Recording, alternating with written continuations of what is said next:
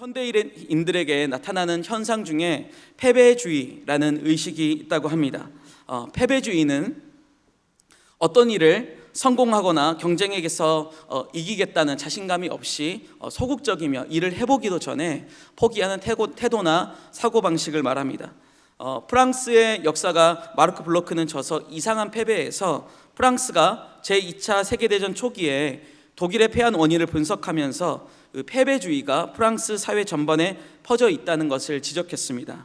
그래서 그는 사령부의 그 무능뿐만이 아니라 프랑스의 모든 제도와 계층에 내재된 그 패배주의적인 그 태도가 패배의 주요 원인이라고 보았습니다. 그러니까 이러한 패배주의에서 일어나는 현상이 바로 실패에서 오는 두려움과 무기력이라고 합니다.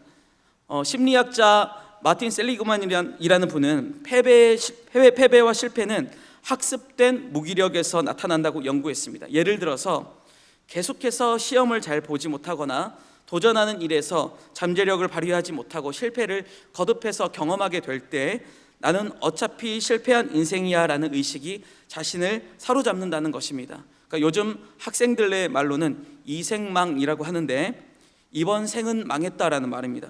그러니까 이렇게 학습된 무기력으로 패배주의에 사로잡힌 세대이기도 한다는 것이죠. 여러분은 어떠십니까? 저의 이름은 배대승입니다. 대승, 크게 승리하다라는 뜻을 가지고 있습니다. 그러니까 예수 그리스도의 이름으로 크게 승리하라는 뜻을 가지고 부모님께서 이름을 지어주셨습니다. 저희 친어머니는 제가 5살 때 그 이전부터 지병이 있으셨는데 오랫동안 고생을 하셨고 신방을 마치신 후에 집에 골방에서 기도하시다가 돌아가셨습니다. 감사하게도 하나님께서는 저에게 어머니가 없는 시간을 오래 두지 않으셨고 제가 7살이 되던 해에 새로운 어머니를 보내주셨는데 우리 새 어머니께서는 예수님의 손을 잡고 우리 가정에 들어오셨습니다. 그리고 우리 가정을 기도와 사랑과 헌신, 그러니까 세상 그 어떤 수식어를 다 사용해도 부족할 만큼 자녀들과 교회를 사랑하셨습니다. 그래서 유명한 마더 테레사 수녀보다 더 위대하신 저의 마더이십니다. 수년 전에 아버지께서 처음으로 돌아가신 어머니의 이야기를 저에게 꺼내셨습니다. 어머니가 기도하다가 돌아가셨는데 어떤 기도를 하시다가 낙원에 가셨을까라는 질문을 던지셨습니다. 그리고 제가 답하기도 전에 아버지께서 먼저 말씀하셨습니다. 아마도 학교에도 가지 않은 아들을 위해서 기도하다가 돌아가시지 않았겠니? 너의 삶은 생명을 드린 어머니 기도의 열매란다. 저는 어머니의 얼굴도 기억이 나지 않지만 어머니는 분명히 저의 이름대로 예수 그리스도의 이름으로 대승하는 인생을 살기를 기도하셨으리라 믿습니다. 패배주의에 사로잡힌 이 세대를 향한 하나님의 마음은 무엇이라고 생각하십니까? 저는 오늘 본문 속에서 승리의 손을 들기를 바라시는 하나님의 말씀을 전하려고 합니다. 오늘 본문 출애굽기 17장에서는 아말렉과의 전쟁이 등장합니다. 이 전쟁은 성도의 영적 전쟁의 모습을 매우 잘 보여주는 본문입니다. 그런데 이 아말렉과의 전쟁은 이스라엘 백성의 첫 번째 전쟁인데 이 전쟁은 앞으로 영원토록 하나님의 백성이 싸우게 될 전쟁의 원형이라고 할 수 있습니다. 오늘 본문 16절 말씀을 함께 읽도록 하겠습니다. 시작. 이르되 여호와께서 맹세하시기를 여호와가 아말렉과 더불어 대대로 싸우리라 하셨다 하였더라. 하나님께서 앞으로 대대로 싸우실 아말렉에 대해서 성경은 표현하기를 하나님을 두려워하지 않았다라고 말합니다. 모세는 아말렉에 대해서 이런 유언을 남겼었습니다. 신명기 25장 17절과 18절 말씀 한 목소리를 읽겠습니다. 시작. 너희는 애굽에서 나오는 길에 아말렉이 내게 행한 일을 기억하라. 곧 그들이 너를 길에서 만나 네가 피곤할 때에 내 뒤에 떨어진 약한 자들을 쳤고 하나님을 두려워하지 않았느니라. 아멘. 하나님께서는 아말렉을 유난히 싫어하셨습니다. 그 아말렉의 잔인함과 불의함 때문이었습니다. 그러니까 아말렉은 처음 그 이스라엘을 공격할 때 이스라엘의 그 긴 행렬의 후미를 공격했습니다. 그러니까 광야에서 긴 여정으로 지쳐 있을 때 그 노약자들, 또 여인들, 또 어린아이들, 임산부들이 자연스럽게 이렇게 뒤로 처지지 않겠습니까? 그때 지쳐 있던 약한 사람들을 아말렉이 공격한 것입니다. 그러니까 전면에서 공격한 것이 아니라 가장 약한 사람들을 대상으로 공격했던 것이 바로 아말렉입니다. 그래서 하나님은 그 일을 절대로 잊지 말라고 말씀하셨습니다. 그런데 이렇게 악한 일을 할 수 있었던 이유를 모세는 무엇이라고 말했습니까? 그들이 하나님을 두려워하지 않았기 때문이라고 말합니다. 그러니까 아말렉은 역사 속에서 끊임없이 하나님의 백성을 없애버리겠다는 그 사명감을 가지고 살았던 족속입니다. 그렇다면 그들이 대적하는 것은 그저 이스라엘 백성이 아니라 곧 하나님이었던 것입니다. 이 시대에 우리에게 믿음을 잃도록 하는 모든 일은 우리를 향한 대적이기도 하지만 하나님을 두려워하지 않는 대적입니다. 그러니까 마귀는 우리가 하나님의 백성이라는 이유만으로도 쉬지 않고 우리를 공격한다는 것입니다. 아말렉처럼 우리의 약점, 후미를 공격하고 예고 없이 우리의 마음과 삶을 급습하기도 합니다. 그러니까 그들은 언제 우리가 가장 지쳐 있는지를 잘 알고 있고 어떤 부분이 가장 취약한지를 너무나 잘 알고 있습니다. 그래서 지쳐 무너질 때 턱 건드리면 터져버릴 것만 같은 그런 약점들을 급습하기도 한다는 것이죠. 그러니까 대항할 힘이 없도록 뒤에서 공격하기도 합니다. 그러니까 궁극적으로 그들이 우리가 믿음을 잃도록 패배주의에 사로잡혀 살도록 하는 이유는 하나님을 대적하는 이들이기 때문입니다. 그러니까 마귀는 어떤 모습으로 오든지 여러분의 삶의 여러 부분들을 무너뜨리려고 할 것입니다. 교회는 역사 속에서도 한시도 쉬지 않고 아말렉과의 영적 전쟁을 멈추지 않았었습니다. 그러니까 우리의 신앙생활에 그렇지 않습니까? 우리는 매일 죄와 싸워야 하고 세상의 유혹과 영적 전쟁과 싸워야 됩니다. 사실 이스라엘 백성은 싸울 만한 어떤 조건도 갖추지 못한 상태였습니다. 모세가 여호수아에게 싸울 만한 사람들을 소집하라고 했을 때 군인을 소집한 시간이 단 하루였습니다. 그렇다면 하루 만에 군대가 만들어졌다는 것이 어떤 의미겠습니까?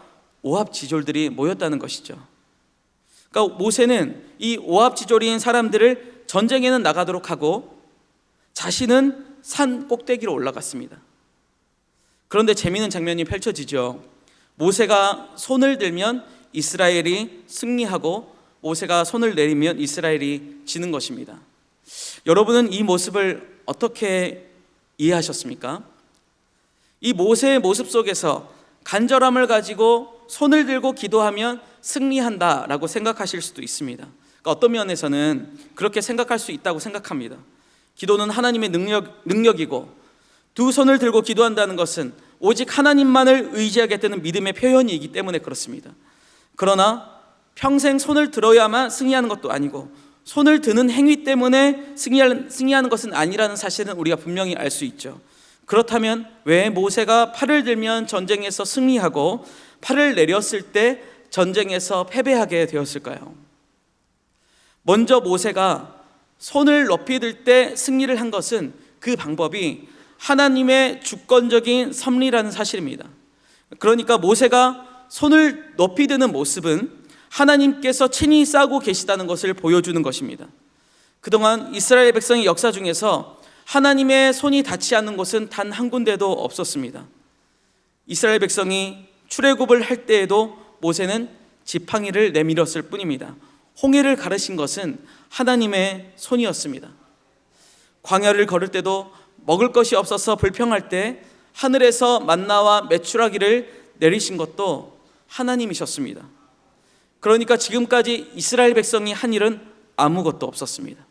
하나님이 행하셨고 하나님께서 먹여주셨으며 하나님께서 싸우셨습니다. 전쟁 중에 여호와께서 손을 드사 승리하게 되었다라는 이 표현은 다윗이 시편에서 자주 인용하던 표현입니다. 그러니까 모세가 손을 들 때 승리하게 하신 분도 하나님이십니다. 하나님께서 친히 싸우셨습니다. 오로지 하나님의 주권과 섭리를 의지하여서 손을 들 때 하나님께서 그들과 싸우셨고 승리하게 하셨다는 것입니다. 그래서 모세는 전쟁이 끝난 후에 단을 쌓고서 그곳을 여호와 니시라고 불렀습니다. 그 뜻을 잘 알고 계시죠? 여호와 니시는 여호와의 깃발이란 뜻입니다. 승리했을 때 꽂는 승리의 깃발을 뜻하는 것입니다. 그러니까 이 전쟁은 여호와께서 싸우셨고 최후의 승리를 얻을 때까지 여호와께서 대대로 싸우신다는 믿음의 표현이었습니다. 내가 싸우는 것이 아니라 여호와께서 싸우십니다. 이것이 우리가 승리할 수 있는 이유입니다. 댄 크로포드라는 분이 계십니다. 아프리카 선교사인 데이비드 리빙스턴이 죽기 전에 이 댄 크로포드라는 분에게 후계자 선교사로 세웠습니다. 처음 리빙스턴 후임으로 크로포드가 세워졌을 때 사람들은 워낙 훌륭한 인물의 뒤를 잇는 자리이기 때문에 이전과 같은 성과는 내기 어려울 것이라고 예상을 했습니다. 그러나 시간이 흐르자 크로포드는 리빙스턴의 역할을 완벽하게 대체했습니다. 어떤 사람들은 어떤 면에서는 오히려 리빙스턴보다 더 뛰어난 역할을 담당했다고 평가하기도 했습니다. 그러니까 크로포드가 이처럼 사역을 훌륭히 감당할 수 있었던 비결은 그가 평생에 가지고 다녔던 신약 성경의 속표지에 적혀 있었습니다. 제가 읽어드리겠습니다. 나는 이 엄청난 사역을 감당할 수 없다. 파도는 거세고 높아서 넘어설 수 없다. 안개가 짙어 앞이 보이지 않으며 하늘의 빛도 나에게 닿지 않는다. 그러나 우리는 반드시 승리한다.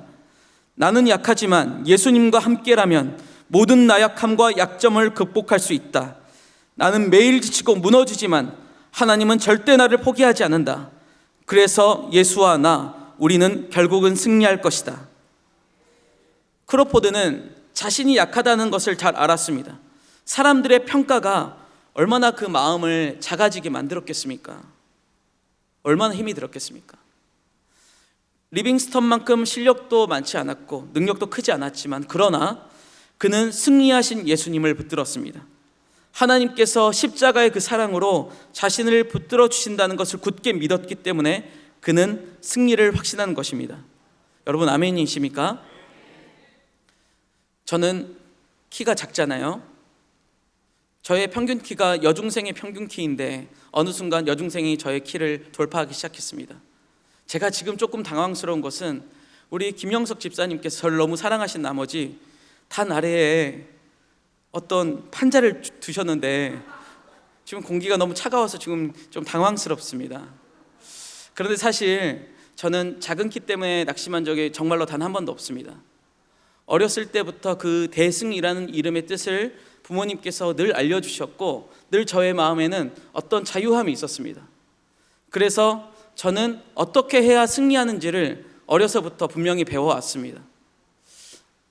내가 이기겠다, 내가 이길 수 있다 말하지 않아도 내 안에 계신 예수 그리스도를 인하여서 승리를 확신하고 있었기 때문에 싸우지 않아도 싸울 수 있는 방법을 알고 있었습니다.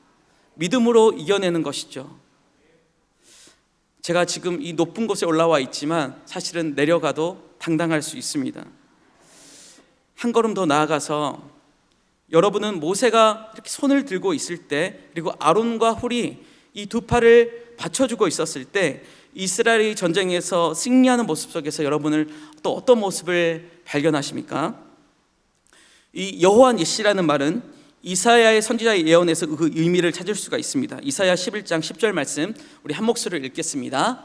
그날에 이새의 뿌리에서 한 싹이 나서 만민의 기치로 설 것이요 열방이 그에게로 돌아오리니 그가 거한 곳이 영화로우니라. 아멘. 여기서 기치라고 한 말이 바로 니시라는 단어입니다. 그러니까 다윗의 아버지인 이새의 뿌리에서 한 싹이 나게 되는데 그는 만민의 깃발로 세워지게 될 것입니다. 그러니까 열방이 그에게로 돌아오게 될 것입니다. 이 말씀이 바로 승리하신 예수 그리스도에 대한 예언입니다. 이스라엘 백성이 르비딤에서 이 아말렉과 전쟁을 치르기 전에 물이 없자 불평하면서 모세에게 따졌습니다. 그때 모세가 반석을 치자 물이 터져 나왔죠. 이 내용을 두고 고린도서에서 사도 바울은 이 반석이 의미하는 것이 우리의 생명의 물이신 예수 그리스도라고 말씀했습니다. 그 연장선상에서 르비딤에서 생명의 물이 되신 그리스도가 우리의 여호와 니시, 영원한 승리가 되신다는 것을 말씀하고 있는 것입니다. 그러니까 여호와 니시의 깃발은 앞으로 대대로 치러질 아말렉과의 영적인 전쟁에서 완전히 승리하실 예수 그리스도를 예표한다고 볼 수 있습니다. 예수 그리스도 자신이 바로 여호와 니시이십니다. 주님이 승리의 깃발이 되십니다. 주님은 높이 세워진 깃발처럼 높이 들려 죽으셨지만 그러나 십자가는 모든 대적을 상징하는 아말렉의 머리를 부수는 완전한 승리였습니다. 여호수아가 이끈 군대가 아말렉과의 전쟁에서 승리한 것은 이스라엘 백성이 전쟁에 능했기 때문이 아닙니다. 이스라엘은 아말렉을 이길 능력이 전혀 없었습니다. 모세가 손을 들어야만 승리할 수 있었다는 것은 우리의 승리가 오직 예수 그리스도의 십자가에 달렸다는 말입니다. 마찬가지로 우리가 싸워갈 아말렉, 영적인 전쟁도 마찬가지입니다. 아말렉과의 전쟁, 우리의 약함을 건드리고 무너뜨리는 영적 전쟁도 오직 예수 그리스도에게 달려 있습니다. 전쟁의 승리는 하나님의 능력에 있습니다. 모든 영적 전쟁의 승리는 예수에게 있는 것입니다. 현대를 살아가는 사람들의 마음 상태를 표현하는 단어가 있다면 불안이라고 합니다. 너무 불안한 것이죠. 열심히는 사는데 그 불안한 마음이 계속해서 있는 것입니다. 자신이 없고 계속 불안해지는 것이죠. 미래가 막막하고. 여러분에게 각자 주어진 그 모습이 어떤 모습으로 그려질지 저는 잘 알지 못하지만 분명한 사실은 예수 그리스도께서 여러분의 모든 죄와 허물, 질고와 짐을 지고 십자가 위에서 승리하셨다는 사실입니다. 십자가는 여러분의 죄를 용서했고 십자가는 여러분의 모든 짐을 진 십자가입니다. 하나님은 여러분을 사랑하십니다. 제가 부천에서 사역할 때 새벽에 가장 먼저 교회로 가서 문을 열고 또 불을 켜고 새벽 예배를 드릴 준비를 했습니다. 늘 그 시간이 새벽 4시가 조금 넘는 시간이었는데 불이 꺼진 채 아무도 없는 그 커다란 본당에 십자가 조명을 켜면 그 마음이 참 평안해졌습니다. 그리고 아무도 없는 그곳에서 아버지라고 이렇게 부르면 모든 것이 해결된 것처럼 마음이 평안했습니다. 그 십자가 밑에 나아가서 아버지라고 부를 때마다 하나님께서 내가 너를 사랑하노라 라고 언제나 말씀해 주셨습니다. 여러분, 십자가는 언제든지 붙들 수 있는 것입니다. 승리할 때도 바라보는 것이고 우리가 연약해서 넘어지고 내가 할 수 있는 일이 아무것도 없을 때도 그 십자가를 붙들어야 합니다. 우리가 죄의 짐을 들고 나갈 것도 십자가밖에 없습니다. 십자가 밑에서 우리의 죄를 고백할 때 하나님은 다시 일어서도록 하십니다. 청년 때 할 수 있다고 생각했는데 참 많이 넘어졌습니다.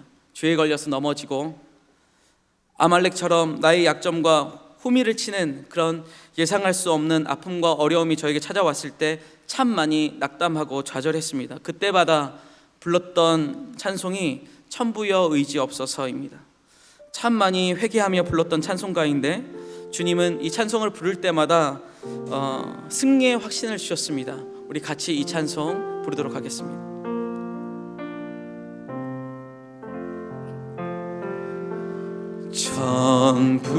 천부여 의지 없어서 손 들고 옵니다. 주 나를 외면하시면 나 어디 가리까. 내 죄를 씻기 위하여 피 흘려 주시니 곧 회개하는 마음으로 주 앞에 옵니다. 하나님을 우리는 아버지라고 부릅니다. 또 많이 불렀던 찬송가가 있습니다. 주 안에 있는 나에게. 이 찬양 또 같이 불러볼까요?